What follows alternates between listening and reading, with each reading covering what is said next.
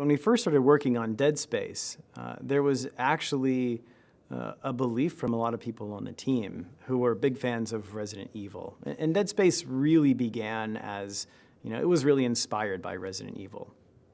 And so there were a lot of people who said, the guys who were shooter fans on the team, who said, well, but the Resident Evil controls, they're so clunky. I mean, it's just so hard to go from playing a first-person shooter or most third-person shooters to that control scheme. And a lot of people said, well, can't we just go with the standard shooter control scheme?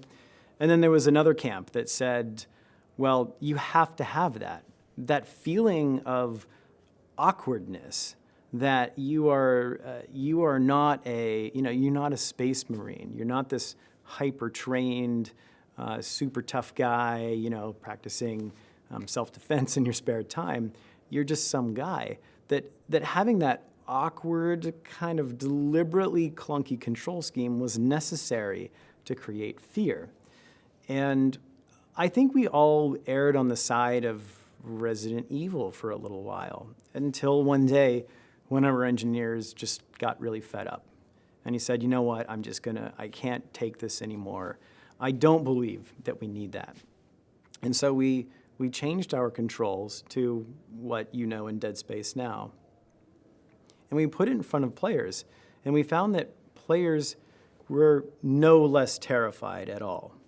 And what's interesting is that there's another effect that I think happened that's maybe not obvious, which is if you want to terrify somebody, if you want to get somebody into your game and instantly have them feel immersed and feel like they care about the story and the setting, and they're focused on what's going on in the world, the first thing you need to do is get them to stop thinking about, wait, which button should I be pressing? And wait, how does this game work again? And I'm spinning in circles and shooting at the ceiling.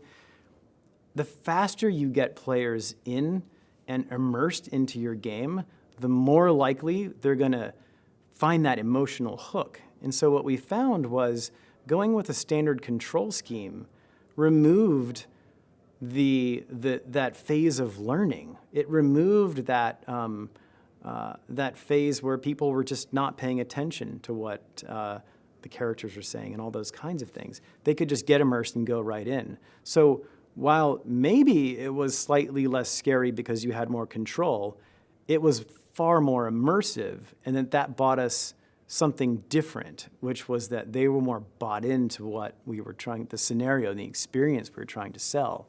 So in the end, what we found was that the controls weren't necessary for that. What we really needed was the visual tension, the pacing, the audio, and all those things. Those were the things that actually made the game atmospheric and compelling and terrifying.